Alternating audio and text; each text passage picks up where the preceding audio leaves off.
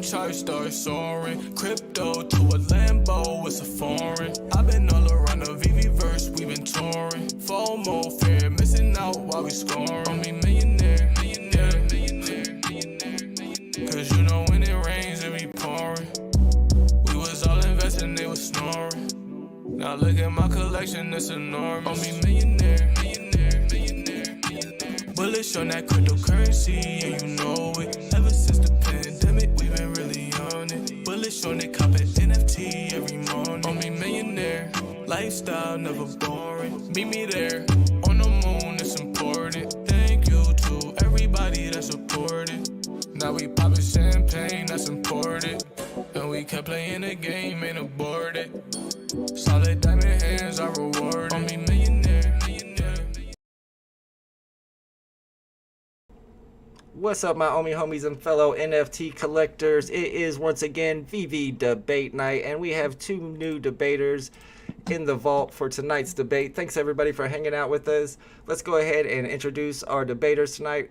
First up, we got Old Rhubarb, aka Corey, aka VeVe in 3. He runs a new VeVe YouTube channel called VeVe in 3. And like we always do, I'm going to ask you, Corey, the same 3 questions I ask all the debaters.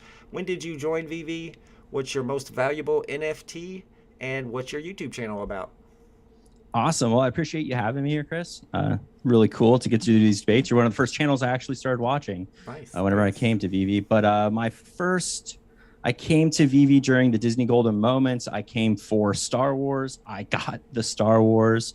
On that same token, my most valuable NFT would be the partner statue. I didn't get it on the drop. I had to chase after it. I think I put aside like 1.5K because I was like, that's probably where it's going to land. It didn't land there. I had to chase after. I think I got it at like 2.6 or something like that. So, you know, now that is my most valuable.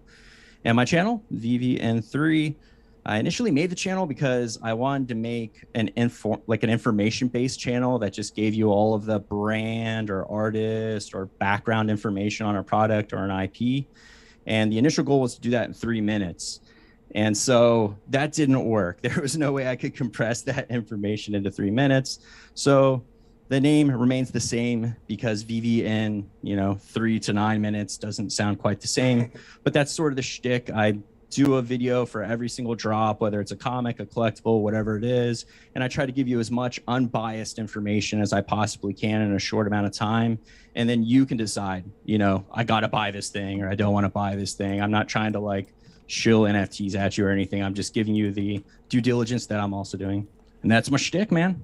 Absolutely. And I love your old Mario background that you have. It's a nice old school look. And like I said, you're known on Twitter as Old Rhubarb. And I should probably know what this is because I know that word. But what is a rhubarb? A rhubarb is a vegetable. It looks kind of like a celery and it's kind of like purplish red. And it's funny, my friend started playing Pogo a while back, and I was like, I want to play Pokemon Go too, so I'm not the weird guy without my phone, right. Catching Pokemon. And I couldn't find a username. I tried every combination of things I could think of for a username, and so I started trying random vegetables, and then Old Rhubarb worked. Wow. And so every time I've ever had to make a username for something, I always pick Old Rhubarb. It always works. So that is the backstory of Old Rhubarb. You know it now. You heard it here first. Awesome. Thank you so much. And our second debater is a new YouTuber for VeVe, Rational Asset. He's probably the most requested debater. A lot of people like to follow his tweets. You got to check him out on Twitter. I've got both of these guys' YouTube's channels and their Twitters linked in the description below, and I'll also link them in the chat. So, Mr. Rational Asset, aka David, let me know, sir, what when you joined VeVe, what your most valuable NFT is. It doesn't necessarily have to be a VeVe NFT, just your most valuable NFT in general, and what is your channel about? Yeah, so I joined in October of 2020. That's when I first started following VeVe and Ecomi, and then after that, to be completely honest, I wasn't all that bullish on NFTs at first. And then someone showed me their DeLorean and then that was it. I was sold. And then my first drop was the Ultraman drop. Nice. And that was really fun. My most valuable NFT is going to be the partner statue. I did get it on the drop, was not expecting to. Dude, I was doing rebounds before it was popular, man. I was literally just like, let me see how much time I can really waste. Just keep trying. What's the worst thing that happens? And I landed it, had 0 gems in my account. And oh my god, I've never scrambled to get gems in my account so fast before. That's awesome. And then yeah, my channel is just about investing. I've always really liked investing, really like money, and you know, it's called Rational Asset because when I first got into collecting, you know, I learned about Pokemon cards, and I used to think that Pokemon cards, to be full disclosure, I used to think Pokemon cards were kind of dumb because I didn't know anything about them. But once I got into collecting, and I had some extremely experienced collectors explain to me, well, no, it's not just cardboard. There's this and there's this, and you have to look at this, and there's this tiny little detail, and it sparked this thing in my mind. And I was like, what is a rational asset? People are calling this cardboard, but it's worth more than my car. So, you know, what defines a rational asset? Well, it's how much you know, how much research you put into something, you know, how much you educate yourself. Absolutely. I like that. And I'm a little jealous. Both of you guys have a partner statue. I do not have a partner statue. I just want to put it out there. It doesn't have anything to do with anything, but the jealousy is real. Today's debate is going to be over a topic that I've been wanting to have for a long time on the channel, and that is scarcity versus IP. So what that means is scarcity, of course, are NFTs with very low edition counts, probably under 2,000 or 1,000, and IP stands for intellectual property, which just means licenses. So is it smarter to invest in NFTs that have very low editions that are very scarce, or is it smarter to invest in NFTs that are backed by really good licenses? So we're going to start off with rational assets, since we start off with Corey on the introductions, and we're going to do our opening arguments. Let us know why you think your side of the debate is the correct one. And tonight we've got rational asset arguing for the IP side of the debate, and we got VeVe and 3 arguing for scarcity. So I'll go ahead and start with you, David. So do we want to do it? Because I have 3 main points. Do you want me to do like point by point? We'll go back and forth like that? Sure, Like kind if of you guys want to do it volleyball? that way, Or... that's fine. Yeah, let's do it. Yeah. Okay, cool. We'll do it like that. Sure. So yeah, I'm glad that I got the IP side because I think the IP matters a hell of a lot more than the scarcity. And then my first example here is I got if you look at the Pili Ultra Rare, there's only 3,888 mints with around. And when it comes to gem floors, just to make it easier, roll off the tongue better, I'm going to kind of round a little bit, but it'll only be like 10, 15 gem rounding. Sure. But Pili Ultra Rare with about 3,800 mints has a 300 gem floor. And the Disney Ultra Rare Walt statue has only 10% more mints, but the gem floor is 8,233% larger than Pili. And then if we look at the common, the Pili common has about 12,000 mints with a 50 gem floor. The Disney common, which is Elsa, has about 12,000, so that's only 3.7% more, but it has a 3,900% increase. So you're seeing they have around the same scarcity. If anything, the Disney is actually less scarce than Pili, but the floors are drastically different. You're talking thousands of percent different. Yeah, that is a pretty big difference. That's true. Do you have a rebuttal for the Pili argument? Not so much a rebuttal. I was actually kind of approaching this thing from more of a global standpoint, like NFTs in general, not just the NFTs on VeVe.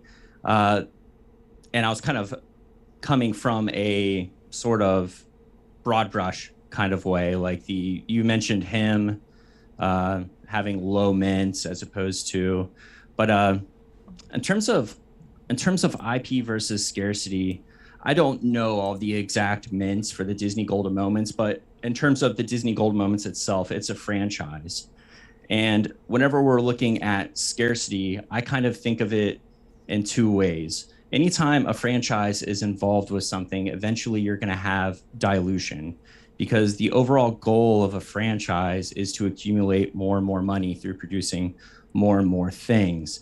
And so whenever I was looking at this debate, I was kind of looking at it almost as, you know, designer con type things coming from independent artists with lower mints being produced versus larger franchises like a Disney, a Marvel, a DC that's producing a whole bunch of a thing. So in terms of, you know, which Golden Moments is better than what Golden Moments, I'm still kind of arguing in favor of, like, I'm supporting that this is franchise value, whereas I think my argument is more based on the fact that 2D collectibles, independent artists, things with high scarcity ultimately could have potentially more long-term value outside of VeVe, especially if we look at other NFT platforms, other platforms that are selling NFTs, and not even platforms, but like auction houses like Christie's or Sotheby's, 2D artwork that are exceptionally scarce, and I'm talking one or two being produced, are selling for $500,000, $2 million, $69 million, you know, so I guess I was kind of approaching the argument that way. Yeah, I could understand that approach and how that could actually go over to VeVe, and we can see the same thing once we have interoperability and we're selling those in the same type of platforms, the same type of marketplaces. You said you had a couple more points that you wanted to make, Rational Asset. Can I comment on his response Absolutely. real quick? Absolutely. I just want to say, so while I do agree that there are certain collectibles that are going to, or certain items that are going to be selling for a lot more because they're so scarce. You know, you can even bring up the Mona Lisa, right? Because that's a one of one, and you see how much that's going for. My approach was more something that viewers can kind of take and apply. So if we were talking like a breadbasket type of like NFT, where you can have like an average, almost like the S&P 500, you can have one of those. I would say that'd be a separate argument entirely. But I think because I went after specific NFTs, it's because even like the franchise as a whole can act a certain way, but within that franchise, there's going to be subsections of NFTs that you can choose to invest in, which is why Disney can be the biggest, broadest, and they can just start diluting the heck out of their NFTs. But if they never reproduce the walt is only going to retain its value or increase in value because of that individual. That's a really good point. And a thing I think about, and I don't know if you think about this at all, but in the history of collectibles, whether it's Walt Disney, whether it's something like Beanie Babies, the cap for the value that always seems to fade. And the only thing that remains in terms of things that are still valuable after the hype dies down are the things that were exceptionally scarce or errors. And like Beanie Babies are like a good example of that in the real world. And I think a lot of people, I don't know, maybe I'm a little too old. I'm 36, I'm not that old, but I think most of us are aware of what Beanie Babies were. Ty Warner, between the 90s and 2000s, basically produced Beanie Babies. They became collectible. People are going after them. You know, like $5 or $10 a pop. And he made, you know, millions and millions of dollars, built an entire franchise on Beanie Babies. But now they're all completely worthless, minus, you know, maybe 20 of them. And those 20 are only valuable because they were a one-off or a misprint. And I kind of feel like with bigger franchises, even with something like Disney, unless like 4,000 to me isn't, and it's funny because we're looking at this from two perspectives. In terms of what's available in the world, everything on VeVe is scarce. I think that's a fair statement to say. In terms of how many NFTs there's going to be on VeVe in 5 years from now, what is on VeVe right now is scarce. But I just feel like all it's going to take is for one Walt Partners-esque statue drop that's 10, 20, 30 to completely destroy market floors and throw everything in kind of into a chaos. I'd say when it comes to comparing VeVe NFTs to Beanie Babies, you also got to consider that the Beanie Baby rise was in and of itself, meaning Beanie Babies came out, people bought them, and they skyrocketed. But with VeVe NFTs, there's a more sentimental value that's encouraging people to buy it. So that's to say that with Beanie Babies, people were buying them just to flip them. Yeah. With VeVe NFTs, I'd say the large majority of the user base are people who are not buying to flip, but they are collectors. Not to say there aren't flippers, but I mean, you got two partner statue holders here, and I'm pretty far from selling mine. You know, I'm with you. Another thing that kind of like puzzles me, and just since we're talking about like scarcity versus franchise, a thing that kind of blows my mind is the Rock JPEG. You know, there's like 100 of them. They're worth like, people are selling them for $1 million. I don't know who the artist is. And it's a picture of a rock.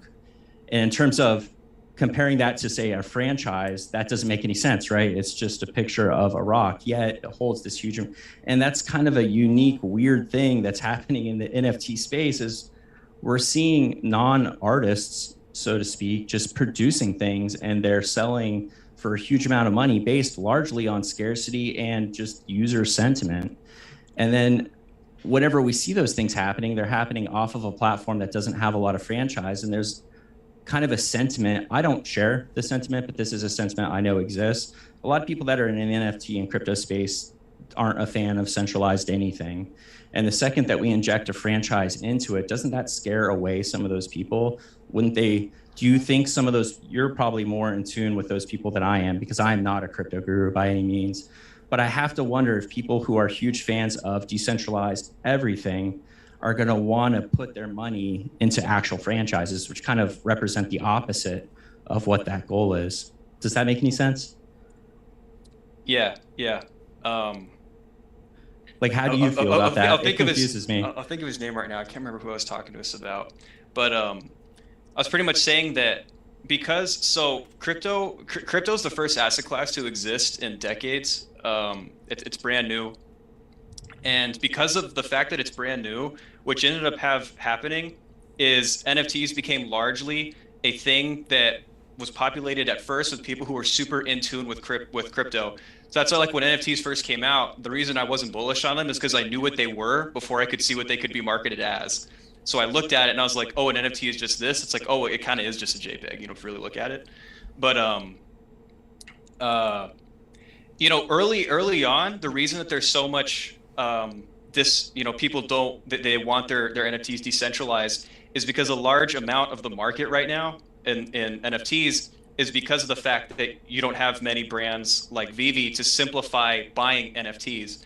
So you have a lot of people who are super in tune with crypto and they like that decentralization, but this mass adoption isn't going to come from a niche market of super tech savvy people. It's going to come from mass adoption. So, if I look left and right now, you kind of have a mixed review, like, oh, do I want decentralization or want centralization?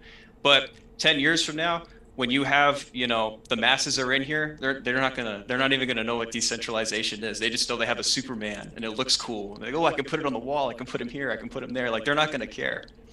And on that point, there's all the talk, when the OUP gets here and people can actually use their crypto to buy. You don't understand how much money these crypto people have. And like, I truly don't. Like, maybe they do have a lot of money. Maybe it's way more than I thought. Do you think those kind of people, because of their decentralized way of thinking, are going to be just more capitalist? They're going to be like, I'm going to buy the thing that I think is popular. Or do you think they're going to support more independent artists and 2D arts and things that are more scarce? They can be part of that exclusive club.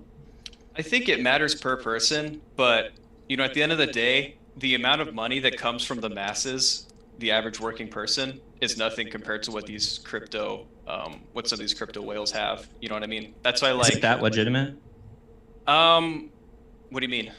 Is it that big of a gap, you think, between like an average, American or a country? Absolutely. Because also consider that, like, these crypto whales are operating in a price of the last traded price for the coin that they're a whale in.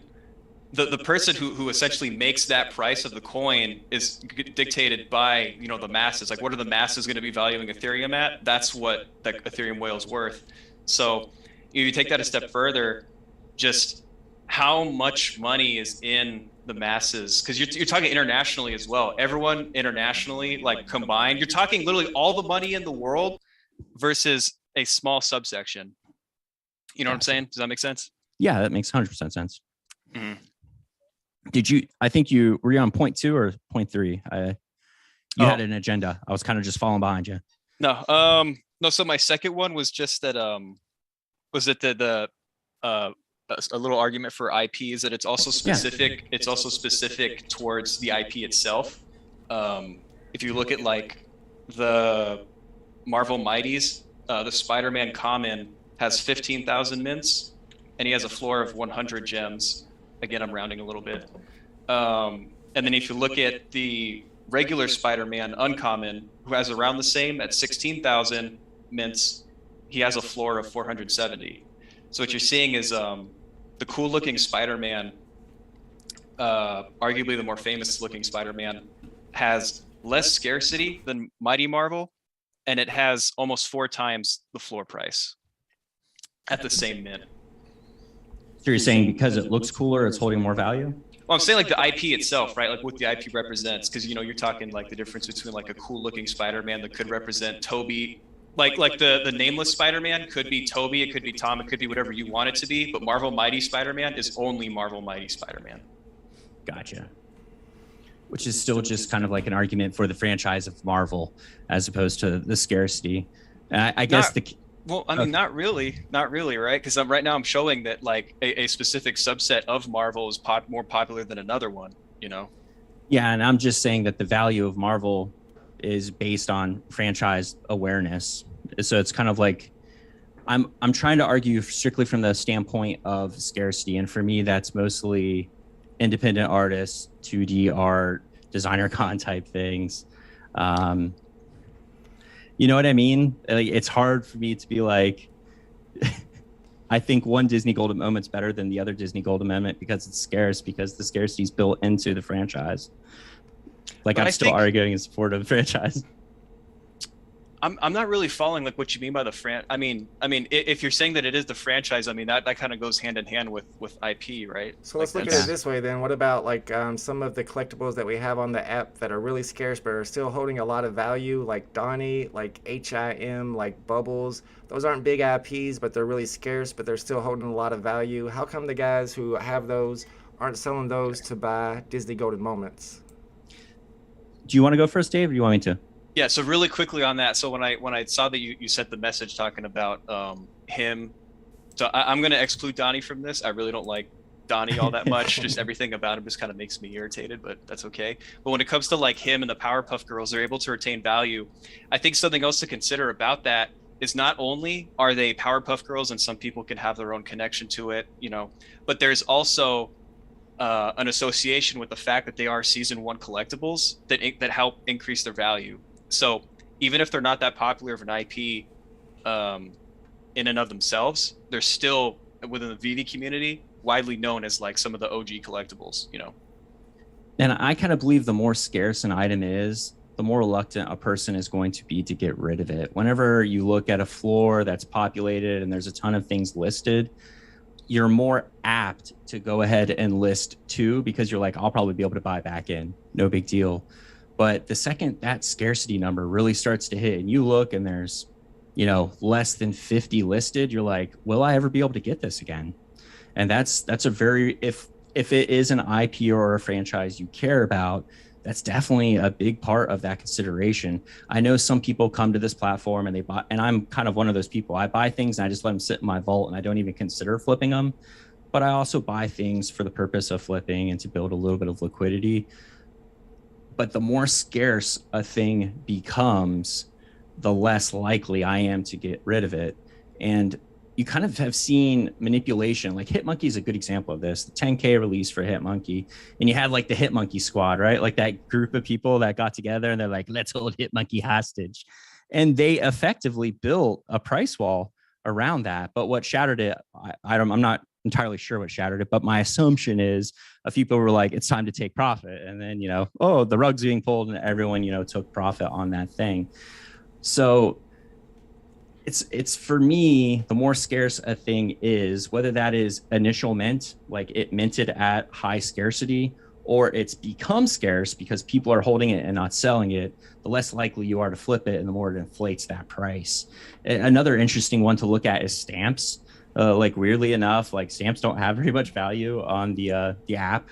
For a lot of people, you can buy them for pretty cheap, but there never are that many stamps listed, which gives me the feeling that there are stamp collectors among us that are just sitting on those and they're patiently waiting. And that's kind of an argument for scarcity that I think you need to look into whenever you're considering all of these different, whether you're using cherry charts or Komi Wiki, whatever it is you're using, you know, to track prices. Definitely be looking at how many are being listed, because there can be scarcity beyond just what was minted. And that also is a big part to play in value. Yeah, and the scarce items in the market also have much thinner floors, so that can be a little scary when you're trying to sell it off. It can run up really quick. I'm sure people will notice that before they decide to sell. All right, another topic I want to bring up when it comes to scarcity versus IP, and I want you guys to approach it, or I have a different way to approach it for both of you, and that's to focus on the Disney Golden Moments. And I'm going to start with Corey. And for you, I'm going to focus on the rare Disney Golden Moments because they have half the scarcity of the commons, but yet most of the rares are less valuable than the commons. So how do you think that, Why does that scarcity not come into play there for the Disney Golden Moments? I think whenever it comes to Disney Golden Moments, a lot of people are basing their decision purely on the intellectual property value of whatever that thing represents, not so much the actual scarcity of it. And that's a big, if you look at exclusive auction houses beyond the scope of VeVe, if, like I'm saying, if you go to the big hitting auction houses, Sotheby's, Chris, the scarcity that is attached to whatever it is they're selling is very, very, very, very important, and to the tune of millions of dollars. Like the sales that are happening on those places put what's happening on VeVe right now to shame. And we don't have that same sentiment on the application just yet. I think that might happen whenever we get MCP and people are collecting things for points and burning things for points and ranking themselves, and we start seeing the number available reduce. But right now, truly, I believe that people just look at a thing and they're like, that's a super popular thing. I saw it in a movie. This is important to me. Maybe it's important to them emotionally. And emotions are very reflective in the VeVe market. And the VeVe market is very, very emotional in how it responds to what's happening in the world or what's happening on the app. So I think that's the rationality for that. I don't think it makes a lot of sense, to be honest, but that is what it is. Yeah, when I buy Golden Moments, sometimes I go for the rares instead of the commons because of the difference in edition size, although some people, obviously most people, don't agree. But the way I wanted to approach the Disney Golden Moments topic with you, Rational Asset, is that would you still support your argument of IP, which stands for intellectual property, somebody asked in the chat, over scarcity, if we took out all Disney Golden Moments and Marvel first appearances? Does IP still beat scarcity in that case? What? We're going to take out all the Disney Golden Moments and the Marvel first appearances. Now, does IP still beat scarcity on the app? Yeah, absolutely. It's supply and demand. It's the IP is what's giving that demand. You know what I mean? It's really easy to have something that is scarce, but that doesn't mean it's going to be valuable.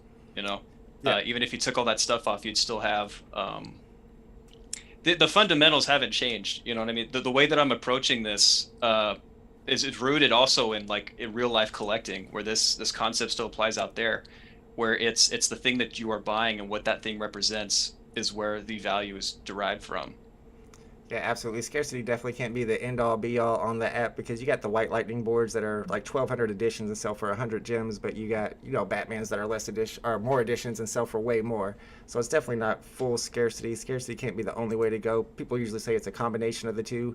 I'm going to start with you this time, Rational Asset. What about when it comes to comics? Can you find an argument between scarcity and IP when it comes to comics? And my example would be that some of those 10K comics, 10K editions that aren't really important in the physical world, but they outsell some of the B-tier comics that are 30K editions on the app. So I'll bring up Amazing Spider-Man #1. I went for the they were trading at around $20, and I loaded up on them at $20 because I knew, regardless of what the scarcity was, that the IP's demand was gonna make it worth whatever the scarcity was.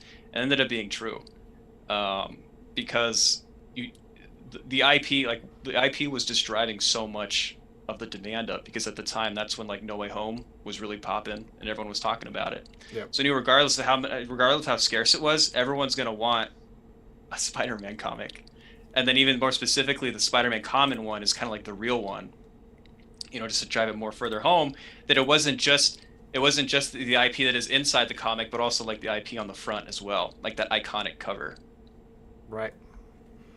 It's kind of an unfair rebuttal because it is a complete anomaly on the app. But Amazing Spider-Man 252 kind of broke the mold for scarcity for comics, I would argue. And what's interesting about Amazing Spider-Man 252 is there's no notable first appearances in that comic. The only thing super notable about that comic is we are seeing Spider-Man in a homage cover that relates back to the most valuable, comic ever auctioned, and it's the black suit, which is a big deal. Not the first appearance of the black suit, because that goes prior to that comic. And the fair market value for that comic, and this is crazy, like that comic is one of the few comics that I've seen graded at 9.9 by CGC. Usually it just, like, whenever I go on Go Collect to look at comics, it goes to 9.8. Like, I never see 9.9s. That one has 9.9s. And I think, what did I write? I made a note about it because I was doing something else. But the fair market value for that thing is under $4,000 at 9.9. Whereas if you look at, say, Fantastic Four #1, graded at like 9, and I don't know if you all watching understand how like the comic grading works, but like the difference between like a 9.8 and a 9.6 in terms of grading is the difference between thousands and thousands of dollars. But graded at a 9, which is pretty low, Fantastic Four is still like more than $250,000.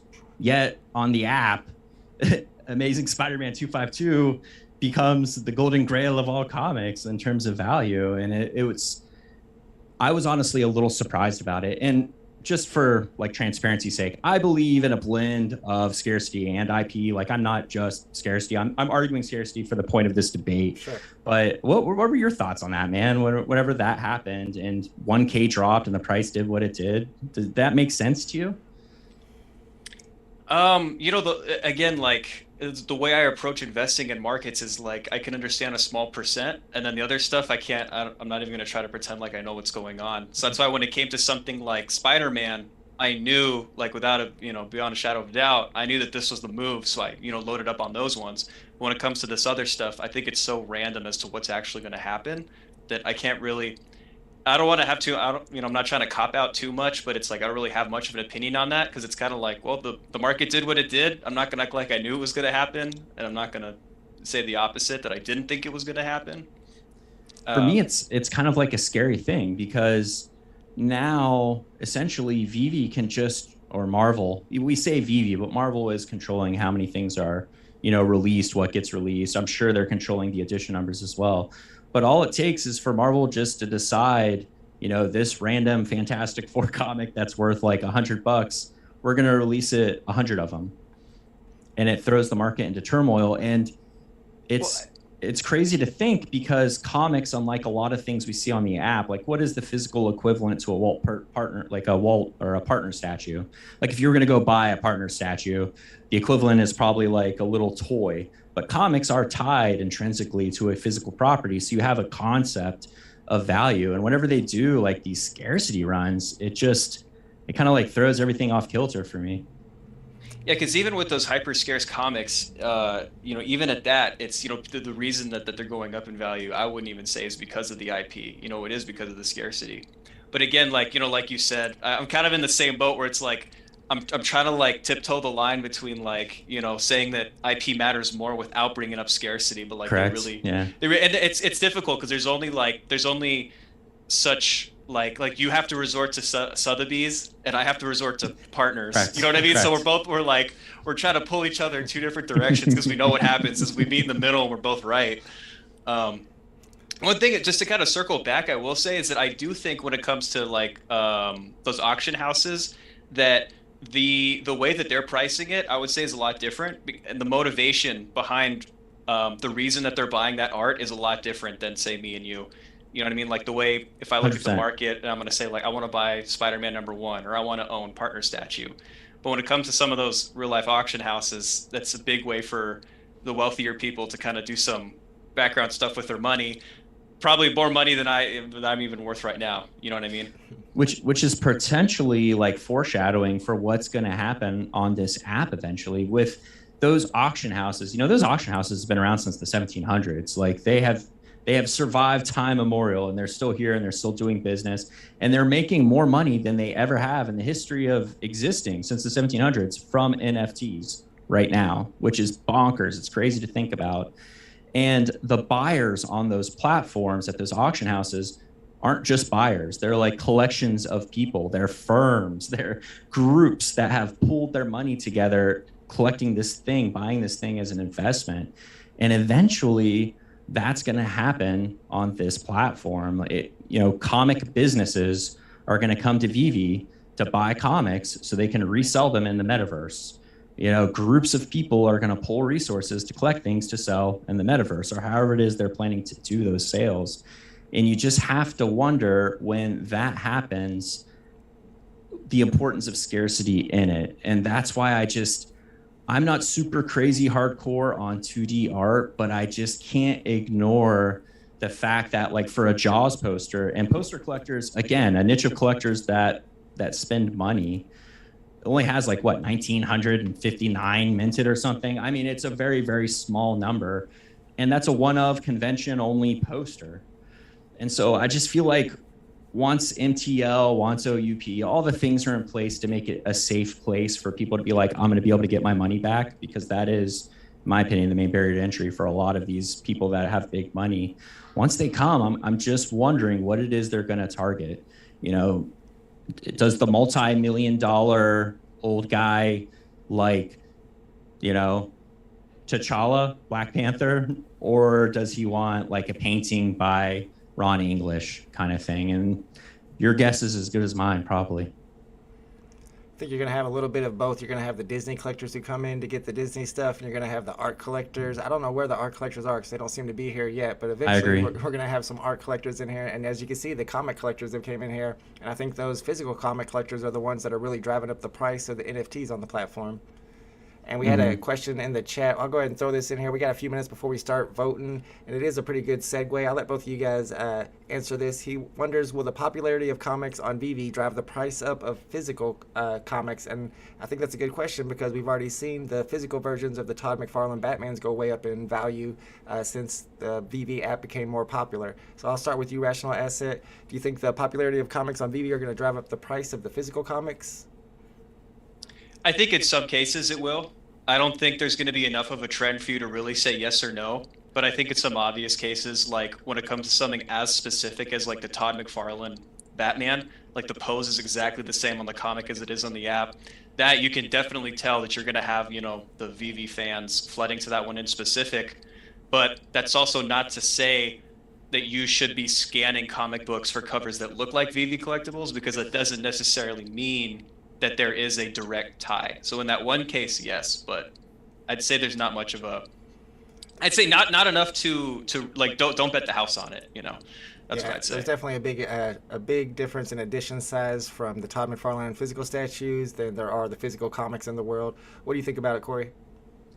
I think right now there's some resistance from the physical side of the house, especially for comics. And I've even seen on forums in different locations where they complain about the fact that, you know, Marvel Unlimited exists, and you can just spend, you know, $6, $7 a month, and you can read the entire Marvel library on your PC or on your phone, because it dilutes the value of what they own. And so if you're a hardcore comic collector in the physical realm and you've spent a fortune in a lifetime acquiring these properties, you could almost view this new space as competition, direct competition with the assets that you've acquired.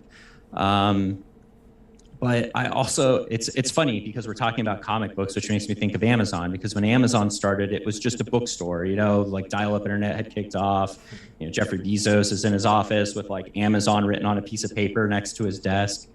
And I kind of view VeVe as the Amazon of NFTs, and we're kind of at that point where Jeffrey Bezos in the office, you know, and all we have is a bookstore. So I think very, very long term, I do think NFTs are going to be standard and the value is going to be there. But I think initially there's going to be a lot of growing pains and a lot of resistance. But kind of like looping back to what I was talking about with Sotheby's and Christie's, I do think that those NFT sales happening on those platforms are a good indication that more traditional collectors and investors are starting to take note of the NFT space and say, hey, this is a legitimate thing. And beyond that, rich people look to see where money is being made, and they inject themselves into that to make themselves richer. And so whether they believe NFTs are going to happen or not, there's money to be made in them. So I feel like that's going to bode well for that as well. Yeah, and I think in the future, eventually, as NFTs become more mainstream, they'll probably affect the prices of the physical counterparts, depending on the edition size. If there's millions and millions of a particular comic, it's probably not going to make a difference. We had a good question, or a good comment here by Kryptoni talking about the scarcity and the mint number. Do you guys, when it comes to scarcity, do you consider like sub 100 collectibles, sub 100 serial number collectibles as a scarce item, or is that a whole different concept? Because there are, only 60 of them. It starts at serial number 40. I'll let you start this time, Corey. Cool. The question, the scarcity is in the mint number on the blockchain. I do think that there's a tremendous amount of value anytime that you're gaining utility from the scarcity of a mint. And that's going to play significantly when the MCP rolls out, right? Any of the collectibles or any of the comics, whatever, the bottom 5%. So for a 30K comic, the bottom 1,500 of that comic, it's giving you a bonus for having that, more points, which equates to raffle tickets, badges, perks.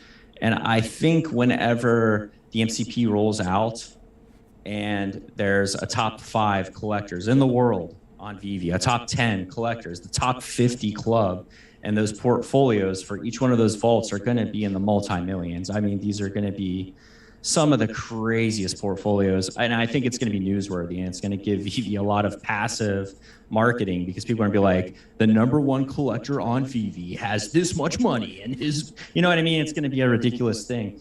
But in terms of scarcity in regards to the mint, I think anytime you're gaining utility from that mint, it's going to increase the value of it. So for me, anytime I'm looking at mints beyond just getting those points, I'm looking for either mints that are conducive to a date. If a comic was released on this date, I'm going to try to find, that date and the mint itself, or the edition number.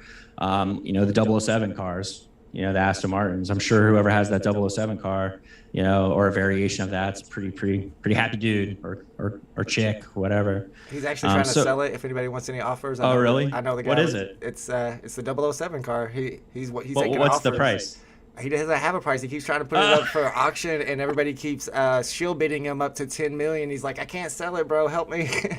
If I'm that guy, I'm waiting until interoperability comes, and the $6.3 million bond car, the record-breaking bond car in the real world that sold on Sotheby's, the same place that's selling NFTs for millions of dollars. So if I'm that guy, I ain't selling it. I'm just waiting for interoperability. I'm being like, hey, Sotheby's, make me rich. Right. And some of those serial numbers you were talking about, like the year that the comic came out, for example, those are like 1 of 1. That's like super, super scarce. Very hard. What do you think about it, Rational Asset? Do you have any opinion on low serial numbers as being scarce items, or are those just considered just another one of the collectibles and maybe a long something with 10,000, 20,000 editions?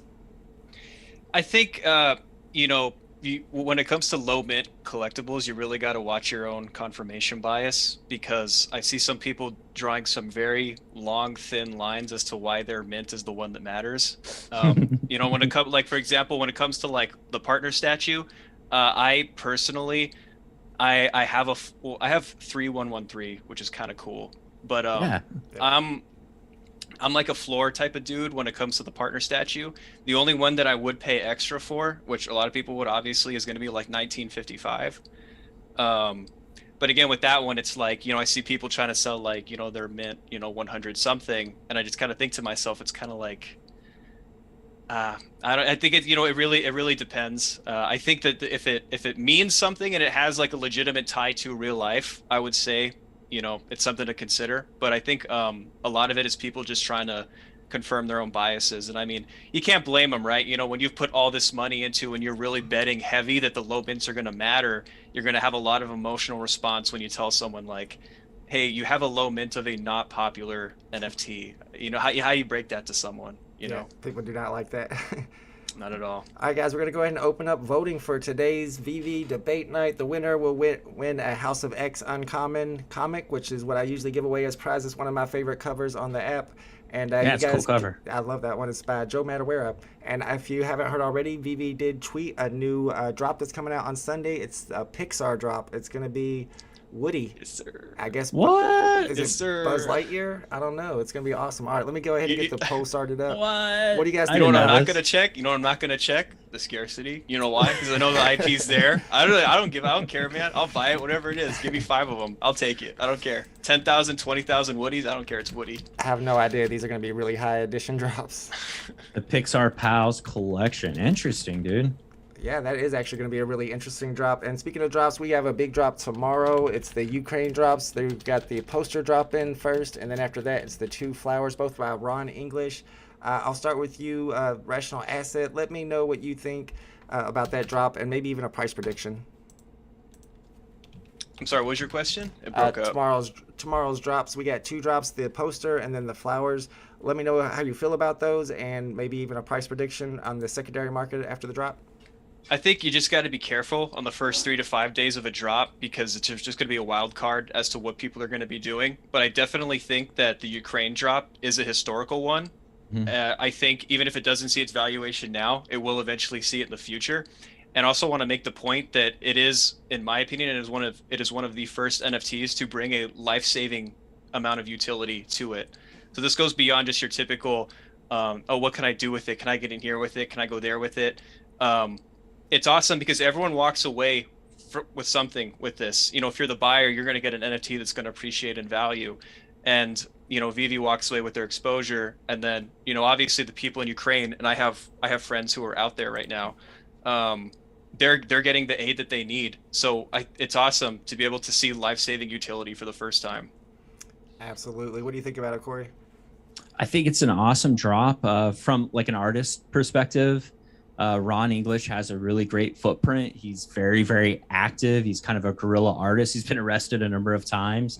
He's even bought like some Banksy work because he doesn't like artists' works being taken and sold in auctions when there's just supposed to be street art. And he whitewashes those so no one else can use them. Nice. But in terms of the subject matter, the portrait's modeled after a Picasso painting, and that Picasso painting, the inspiration for it, I think it's called Guernica. I can't remember the specific name, yeah. But the inspiration that Picasso had for that painting was he made that during the Spanish Civil War, and it was a reflection of the atrocity and the horror of war. And so for Ron English to pick that as, and that's what Ron English does, he takes famous either historical or pop culture references and he kind of puts his own take on it. So it was just such an appropriate piece for him to do in relation to the world events that are happening. And I think, David, you're a USMC vet, right? And I'm a Navy vet. And I think, I can't speak for you, but I know from my own perspective, no matter where you stand on this thing, the reality is on both sides of this conflict, there's a lot of people that didn't have any choice in what's happening. They're just living their lives. They don't have the financial stability and security to be like, let's just switch our citizenship and leave. And so there's a lot of people on both sides of this thing that are just stuck. And things like this, where we can give back in some way, no matter how small, it's a big deal. So even if you're like, I had a comment, and the reason I'm saying this is I had a comment on my last video that was like, I'm going to skip this drop because VeVe's getting too political. And I respect that. You know, the best way that you can show your support or lack of support for a thing is with your dollar, you know, where you decide to spend your money. But from a personal perspective, this is for the victim. These people don't have a choice. Like, they have just been dealt this hand and they're doing the best they can. And what little we can do, we should try to do, in my opinion. Yeah, I do like that. I do like that VeVe is chipping in and helping with the Ukraine relief effort.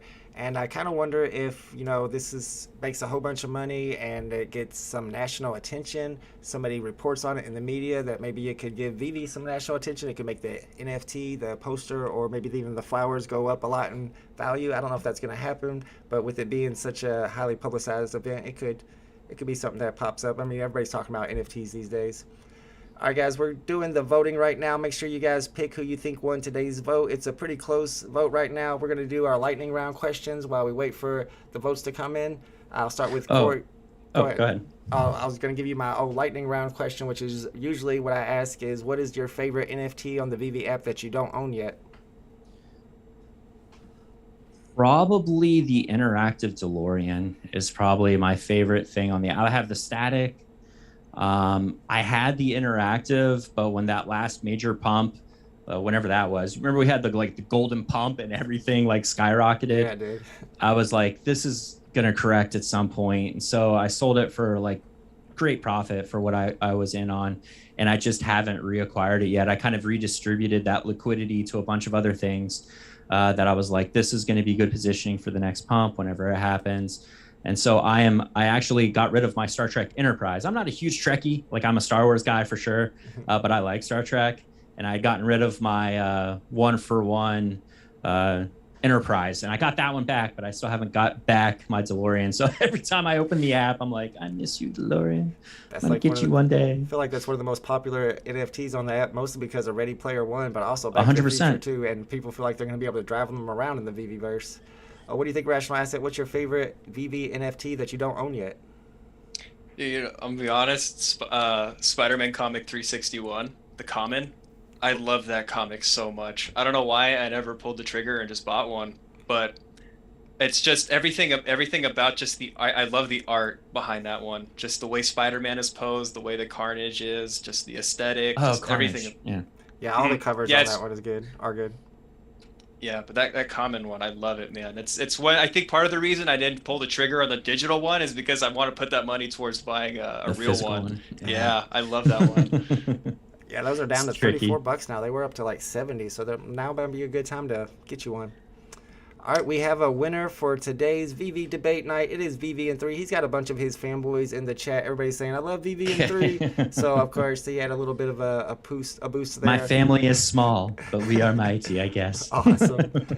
And I did go ahead and get these guys as QR codes, so I will send over the prize. Actually, instead of just sending it to me, why don't you just send it to Dino, since Dino's doing the Ukraine support thing? That's right. And he has an address for that. Why don't you just go ahead and send that straight to him, man? You got it. All right, so I'll send that out to Mr. Dino Lang. He is going to be streaming tomorrow to support Ukraine as well. And I'm not exactly sure what all he's doing. I think he's just taking in donations. He's going to be streaming during the drops and taking in NFTs as well to donate towards Ukraine. So that's pretty awesome of him to be doing for sure. Awesome. All right, guys. So first of all, I want to tell you guys how much I appreciate you coming on the channel today. I'm going to go ahead and link your guys' YouTube channels in the chat again. If you're in the chat and you haven't subscribed to VeVe in 3 or Rational Asset yet, the links are in the description, and I'm going to link them in the chat as well. Make sure you subscribe to both these guys. They've been putting out some great content surrounded by VeVe, of course. And thanks for having me on. A lot of respect to you, VeVe in 3, because in my opinion, I think you had the more difficult side to argue. I agree. So. Actually, whenever we were first talking, I was like, I hope I get IP. But truly, it's a blend for me, right? Like you can't really have one without the other. Yeah, there's definitely not one or the other. It has to be a little bit of a blend of the both. But you gotta even it out. I mean, you can't go too much IP. You got to give it a little scarcity too. That's why I'm not 100%. super big on those golden moments, although everybody else is. And thanks guys for everybody in the chat for joining us and for helping us pick a winner. We'll be back next week with another VeVe debate. And apparently we got 3 drops coming up this weekend, 2 tomorrow and 1 Busy. on Sunday. It's gonna be fun. All right, guys. Thanks again. Appreciate Awesome. y'all. Thank you. Will Thank see you. y'all Thank you. tomorrow. Later. Bye. I'm staying on Zoom. All right. Are we still